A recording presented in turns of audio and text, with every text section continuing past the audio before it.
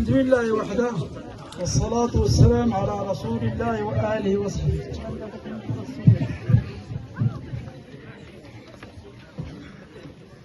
السيد المحترم سمير كودار، نائب الأمين العام لحزب الأصالة والمعاصرة ورئيس جهة مراكش آسفي.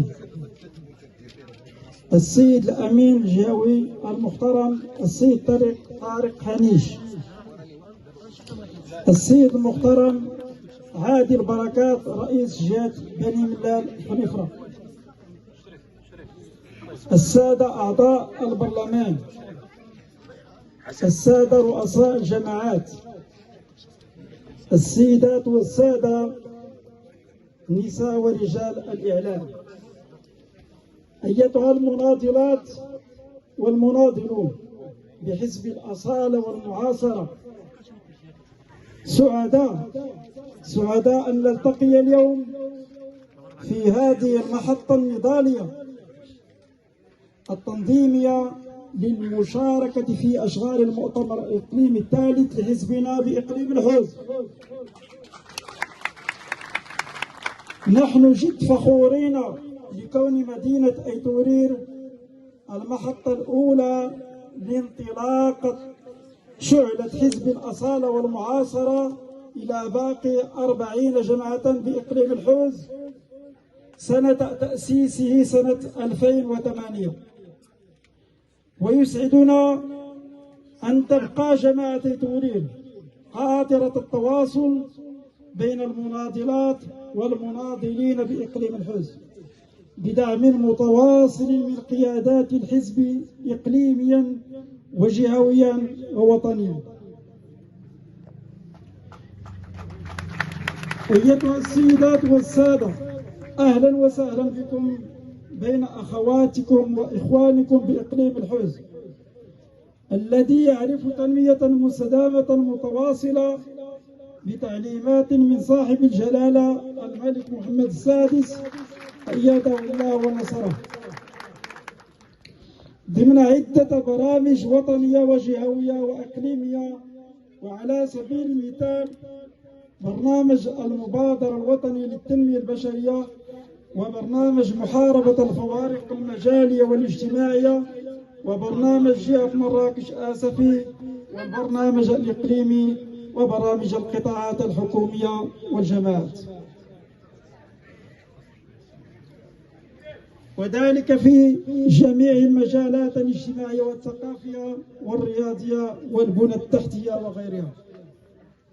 حتى أنا بدوري كان بودي تكون معنا السيدة فاطمة الزهراء اللي تنتمنى لها إن شاء الله الشفاء العاجل،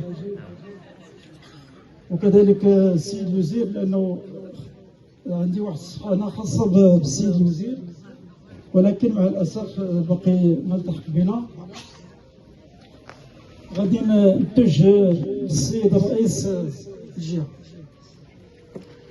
أيتها السيدات والسادة الحضور الكريم، باسمكم جميعا وباسم المنتخبات والمنتخبين وساكنة إقليم الحوز، أتقدم بالشكر الجزيل لرئيس جهة مراكش آسفي القامي المقتدر السيد سمير كودار،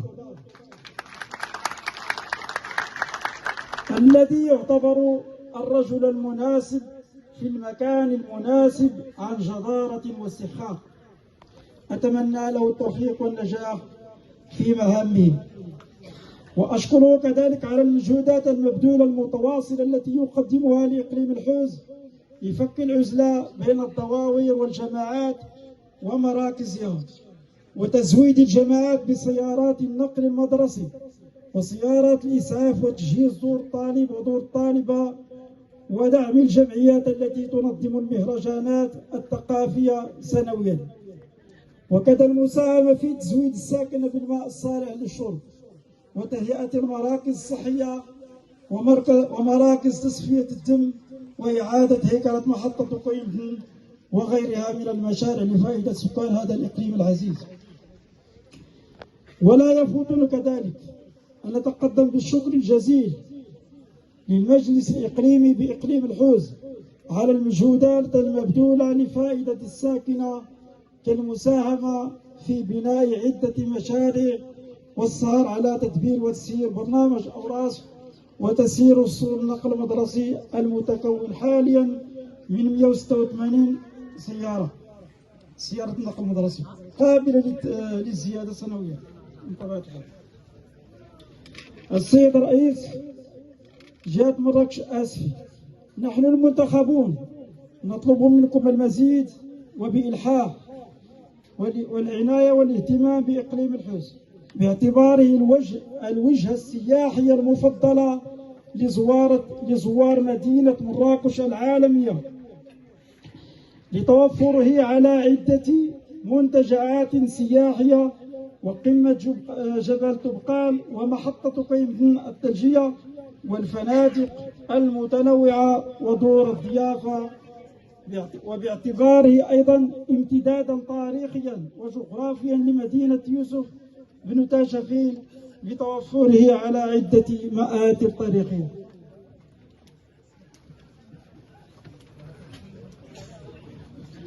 وفي الأخير باسمي وباسم رؤساء الجماعات وجميع المنتخبات والمنتخبين بإقليم الحوز نتقدم بالشكر الجزيل لرئيس الفريق البرلماني وعضو المكتب السياسي لحزبنا السيد أحمد تويزي المناضل الكبير والقامي الحر حتى النخاع، نشكره جزيل الشكر على تواصله الدائم مع المنتخبات والمنتخبين والساكنة بإقليم الحوز والترافع الدائم على ملفاتهم لدى المؤسسات العمومية لجلب المزيد من المشاريع لفائدة الساكنة الإقليم.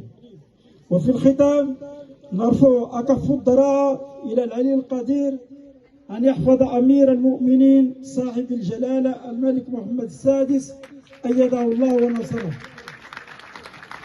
وأن يحفظه في ولي عهده الأمير الجليل مولاي الحسن وصاحب السمو الملكي الأمير مولاي رشيد وكافة الأسرة الملكية الشريفة، إنه سميع مجيب. والسلام عليكم ورحمة الله وبركاته.